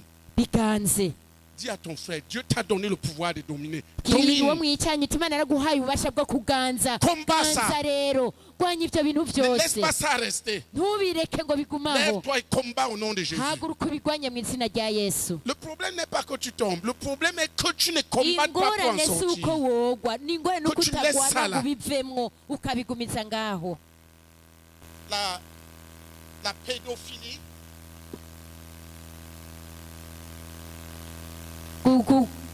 gusambanya abana on a déjà cité, ici c'est, disons tous l'homosexualité.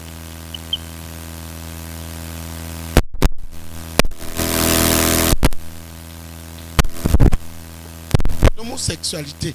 guhuza Les relations ibitsina sexuelles entre les gens de même sexe. abantu bahuza ibitsina kandi Ce babisangiye sont des abominations. ivyo ni ico ni kivume Des choses qui appellent le jugement. ibintu bihamagara urubanza rw'imana Dis à ton frère, bwira umwicaranye abominations. uti Ce sont ivumwe des abominations. ivyo byose ni ivumwe Lui, bimubwire uti iryo ni ivumwe tu dois traiter ça tegerezwa ivyo byose kubitunganya et en finir. hanyuma upfapanure navyo Et quand tu vois une de ces choses émerger, ça veut dire que c'est une fissure des ubonye fondations. kimwe muri Prends au ivyo sérieux, bintu traite. ni N'explique pas. nk'umugaga gifate nkama utunganye gisambure Parce que quand tu as eu ces fissures dans la vie, kuko dans ta habaye iyo vie, migaga mu buzima au moment de l'intensité du combat spirituel, urugamba rw'impemu rushushe les démons vont se concentrer là-dessus pour la abadayimoni faire. begeranya inkomezi bonyine Il faudra bakamenya icyo mener la bakora Il te faudra mener la guerre. aho bizogusaba kurwana Donc, la guerre intambara contre les péchés ne finit pas. rero kurwanya ibyaha ntibihera Parce que la chair est encore là. kuko kamere niho Tu vois kakiri émerger combat et uteza triomphe. guhaguruka ukarwana kandi ukanesha Qui a compris? ninde yabitahuye Maintenant, nous prenons ubu rero dufate les Idolâtrie. La dissolution. dissolutions, c'est-à-dire les abominations. iby'isoni nke ni bya bindi Le problème, ce n'est pas facile de séparer les biragoye impuretés de ceci. biragoye gutandukanya Mais nous ibihumanya avons dit ici les n'iby'isoni nke prostitutions.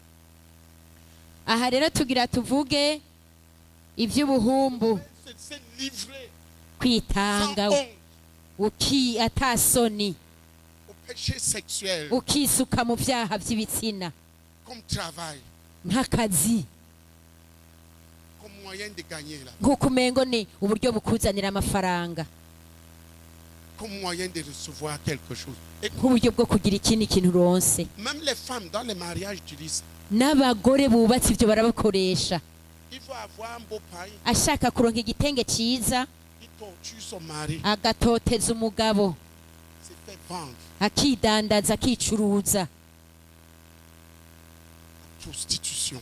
Ubuhumbu, bumaraya. Qui comprend ce que je suis en train de dire? Ninde atahura ivyo ndiko ndababarira? Même dans le mariage, No mu rugo les femmes, beaucoup de femmes utilisent ça. abagore benshi ivyo barabikoresha.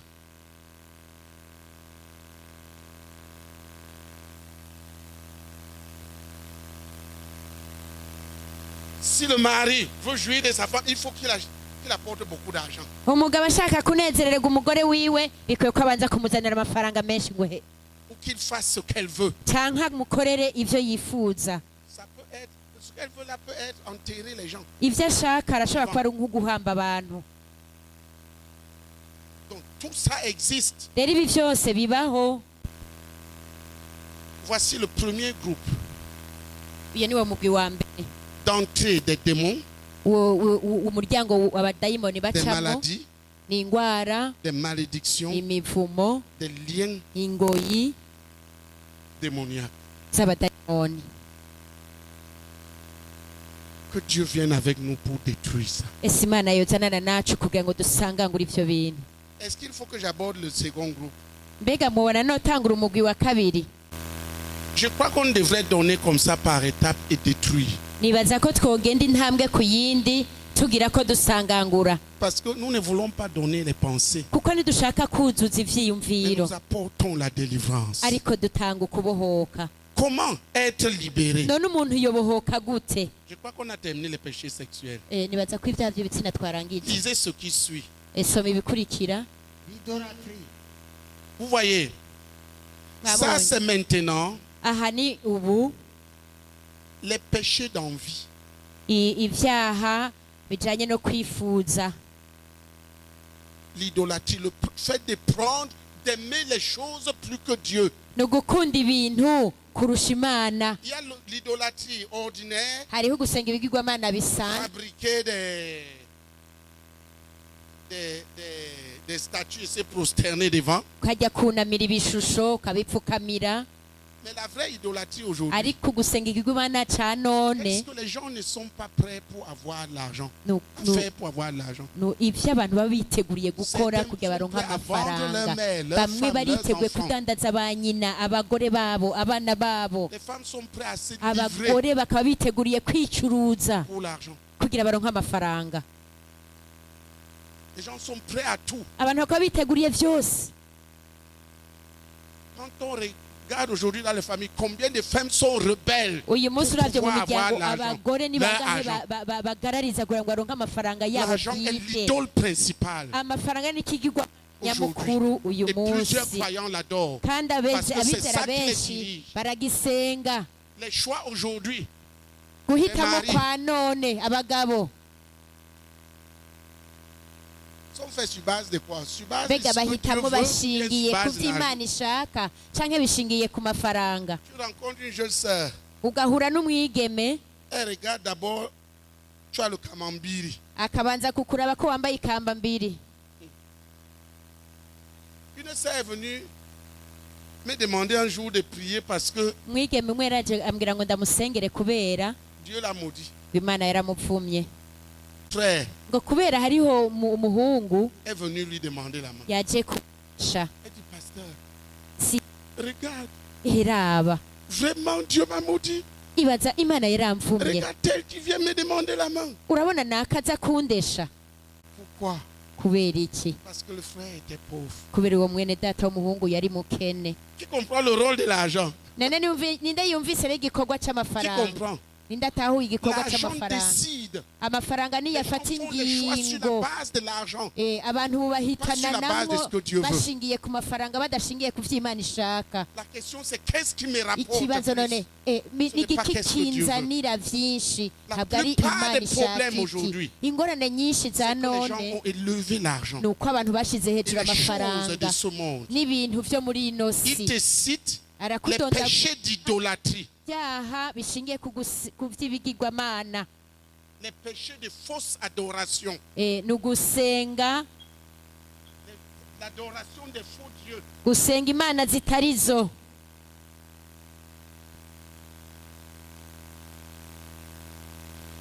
Le premier, c'est L'idolâtrie. l'idolâtrie.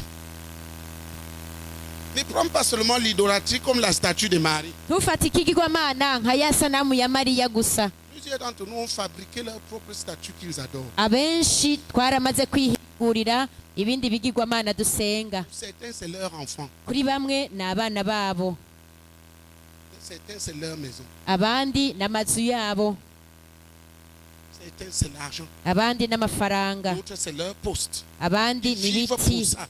babayeho ku C'est la bw'ibyo. première chose dans nicyo leur vie. kintu cya mbere kiri mu buzima bwabo. Quand une chose prend la première place, iyo elle ikintu devient le gifashe Dieu que tu ikibanza adores. cya mbere kiba cyamaze kuba imana yawe usenga. Et tu vas voir que il y a l'idolâtrie uraza kubona gusa ibigirwamana continue. La ndani Hein? uburozi magie. uburozi. Ah non, attendez. Prenons d'abord, parce qu'il y a un autre. Prenons d'abord l'idolâtrie comme. Exactement comme les pratiques d'adoration des faux dieux. dufate Il y a igirwamana l'idolâtrie.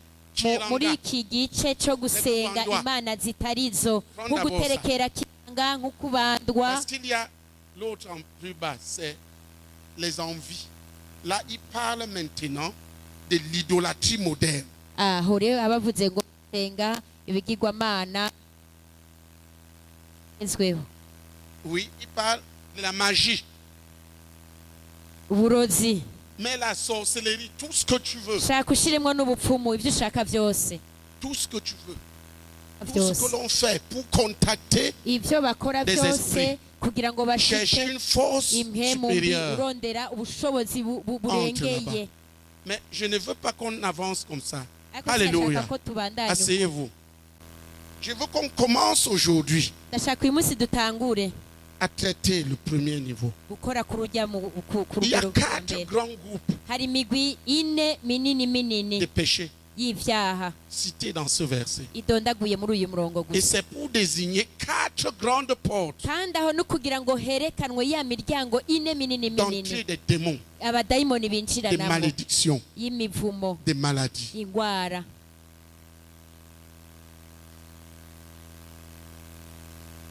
Amen. Amen. Qui a compris? ninde yatahuye? Revenons au premier plan.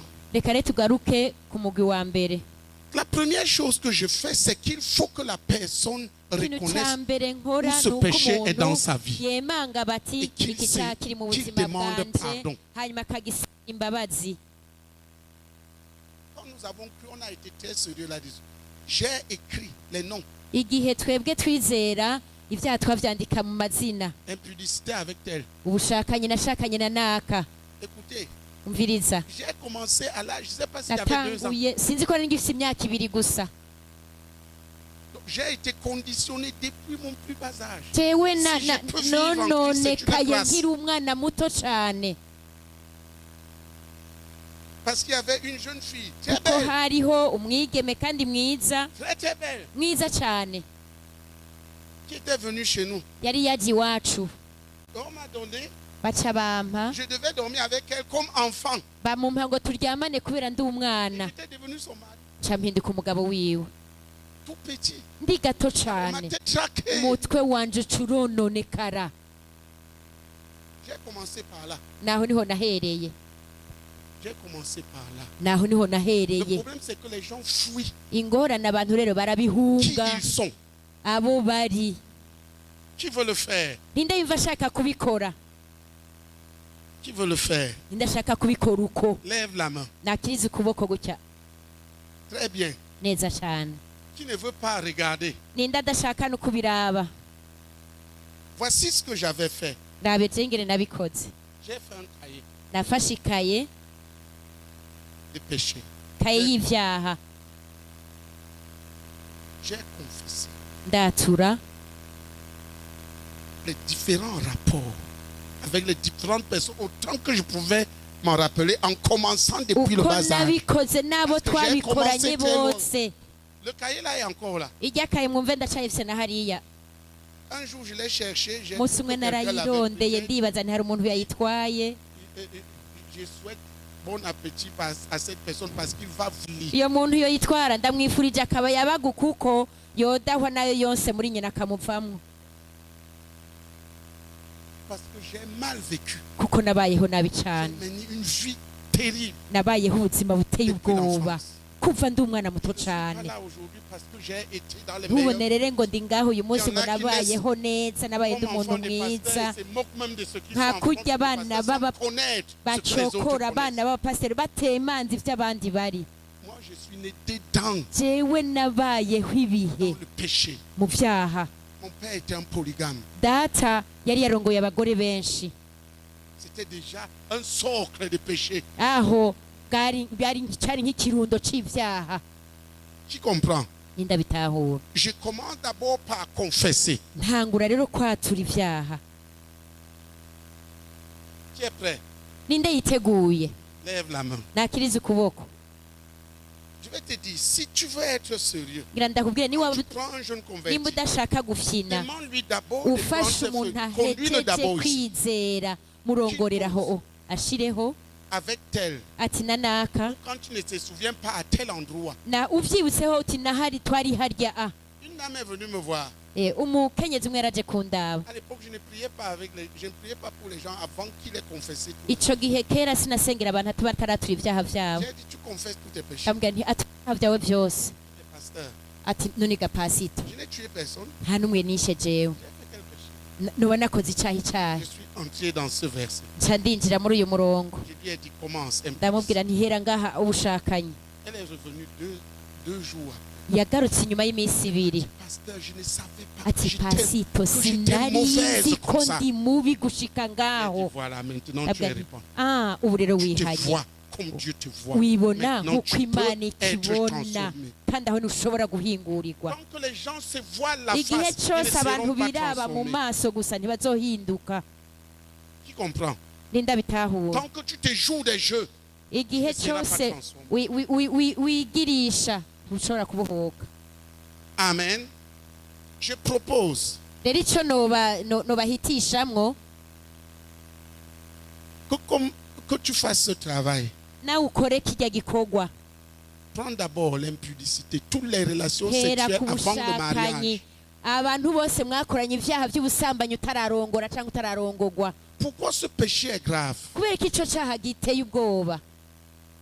Parce que l'homme a été créé pour avoir un partenaire. Kuko umuntu yaremwe ngo agire uwo bubakana umwe La gusa. première institution que Dieu a consacrée sur terre, c'était le mariage. Ikintu cya mbere Imana yashyize ku isi rwari ubukwe. Et cette institution, c'est que deux personnes qui s'unissent, Ivyo navyo bivuga ko iyo abantu babiri babaye umwe, l'un prend tout ce que l'autre a, l'autre prend. umwe Tout ce que l'autre- atora ivyo uwundi afise undi akatora ivyo uwundi afise. Imagine quelqu'un qui a pris toutes les Ibaze malédictions rero des gens. afashe imivumo y'abantu bose.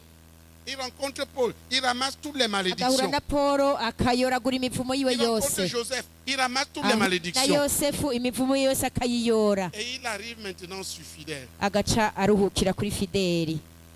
Et Fidèle, Fideli nawe akaba inzirakarengane ya mivumo yose akaca yakira. frère, il faut la grâce. Bene data Ils s'en hasabwa sortent. ubuntu Voilà ce bw'Imana. que c'est le péché Nico d'impudicité. nico cyitwa icyaha cy'ubushakanyi. Ça permet de collecter les malédictions du monde entier. Bituma wegeranya imivumo yose yo mu isi. C'est pour ça que quand les gens doivent se marier, ils doivent être très sincères et traiter Bituma très abantu sérieusement. bagira barongorane bateza kubwizanya ukuri bakatura neza bituma urugo rwawe rumera neza atari uguhishahisha byose ugenda unyegeza. Hé, le Hey, péché sexuel. icyaha cy'igitsina Dis ça à ton karanye hais tout péché sexuel. anka icyaha cyose Parce cy'igitsina que ton Dieu le hait. kuko n'Imana yawe iracyanka. Nous allons faire quelque chose de superficiel aujourd'hui. tugira ducishe hejuru uyu munsi. Lève-toi et confesse tout ce que tu connais ici. Haguruka rero wature ikintu cyose uzi muri Sois ibi bintu sérieux, by'inga tout ce que tu connais. kandi ntufyinatishe Seigneur, ikintu j'ai cyose uza pratiqué kuba ceci wibuka dans telle uti situation. mwami Je jewe te demande narakoze iki pardon. kintu Seigneur, mwami avec le but que Dieu te pardonne et te purifie. ubikore utumbereye ko Imana iguharira kandi kakweza.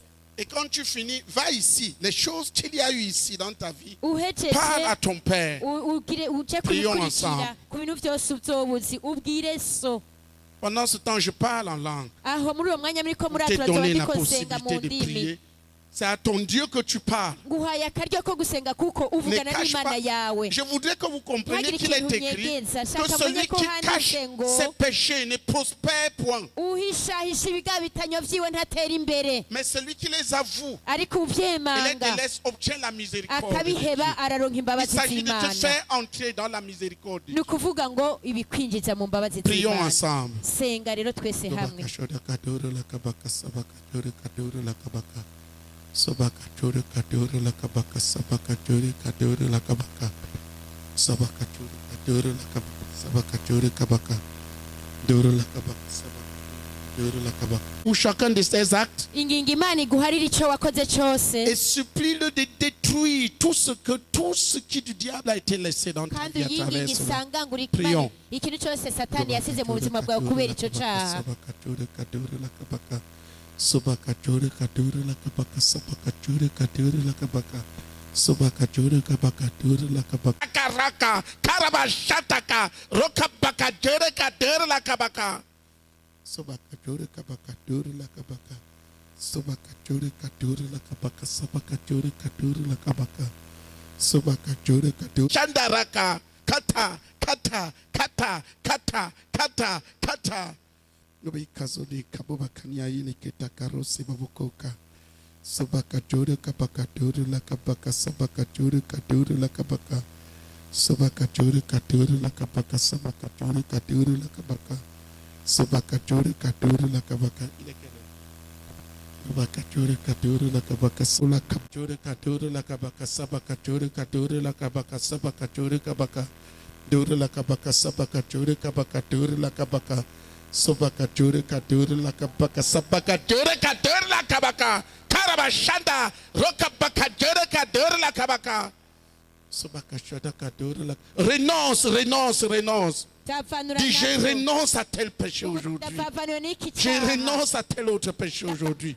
J'abandonne tel péché aujourd'hui. Et supplie-le de te libérer maintenant. Sobakatore kadore la kabaka sabakatore kadore la kabaka. Notre but ici est que tu haïsses ces choses et que tu les combattes avec nous au nom de Jésus en les dénonçant. En les dénonçant.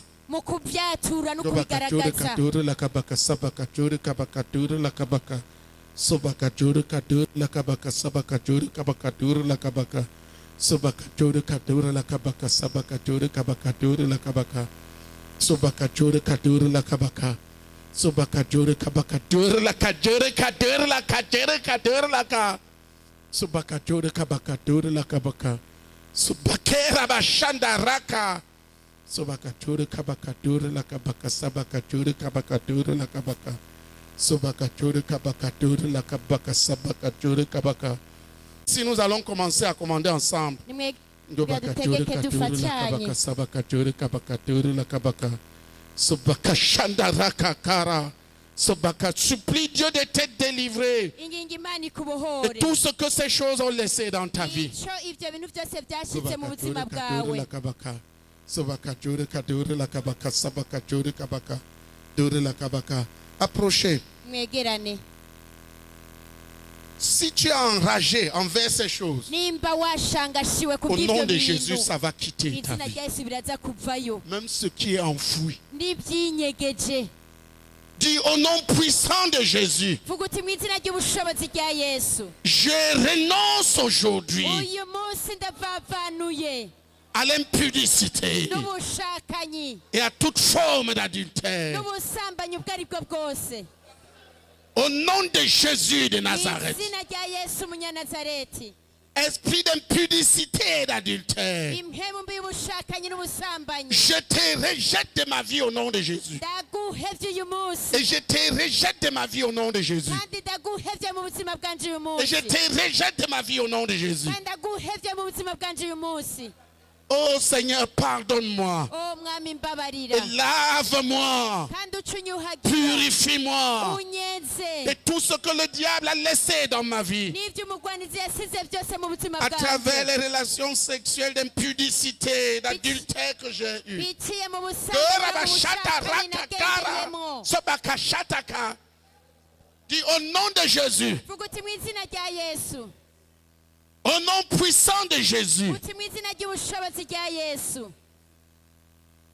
puissance d'impudicité ubushobozi bw'ubushakanyi qui est entré dans ma vie mwebwe mwinjiye mu buzima bwanje à travers les relations sexuelles que j'ai eues. biciye mu busambanyi nagendeyemwo Je te rejette au nom de Jésus. uyu munsi ndaguhevye Je te rejette au nom de Jésus. ndaguhevye mu izina Je rya te yesu rejette au nom de Jésus. ndaguhevye mu izina rya Je te yesu rejette au nom de Jésus. ndaguhevye mu izina Je rya te yesu rejette au nom de Jésus. ndaguhevye mu izina rya yesu Impudicité. ubushakanyi Où que tu te trouves dans ma vie, aho uherereye mu buzima tu es bwanjye brisé. uratanjaguwe Tu es brisé.